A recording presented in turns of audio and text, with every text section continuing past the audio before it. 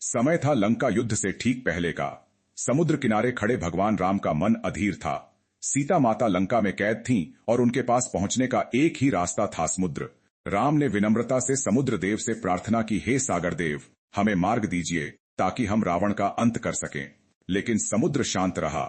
लहरें वैसे ही उठती गिरती रहीं, कहीं से कोई उत्तर नहीं। समुद्र जैसे में छिपा था।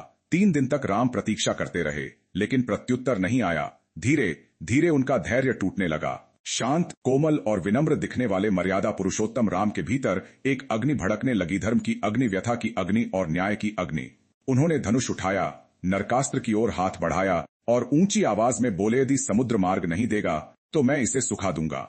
धर्म के मार्ग में खड़े अवरोध को मैं सहन नहीं कर सकता। उस एक क्षण में आकाश कांप उठा, हवाएं थम गईं और समुद्र की लहरों ने रौद्र रूप में उफनना शुरू कर दिया, जैसे स्वयं प्रकृति राम के क्रोध को महसूस कर रही हो। समुद्र देव अब भयभीत होकर तरंगों से उठते हुए प्रकट हुए। उन्होंने हाथ जोड़कर कहा, प्रभो, आपकी परीक्षा नहीं थी। मैं तो असीम हूं, अपार हूं। नाप का मार्ग रोकना मेरा उद्देश्य कभी नहीं था। मैं चाहता था कि आपकी सेना मेरे ऊपर से न चले, क्योंकि कई जीव नष्ट हो जाते। आपका क्रोध पूर्ण धर्म है और मैं आपकी शक्ति का सम्मान करता हूं।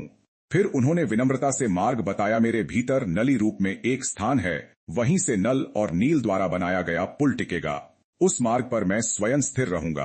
अब आप आगे बढ़िए। प्रभु राम का क्रोध शांत हो गया, उनकी आंखों में करुणा लौट आई। धनुष झुक गया और समुद्र की लहरें उनके चरणों को स्पर्श कर शांत हो गईं।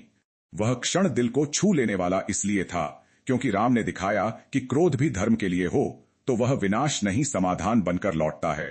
समुद्र देव ने मार्ग दिया, नल नील ने पुल बनाया और उसी से होकर राम लंका पहुंचे और अधर्म का अंत किया। भक्ति और दिव्य कहानियों से जुड़े रहने के लिए चैनल को सब्सक्राइब करें।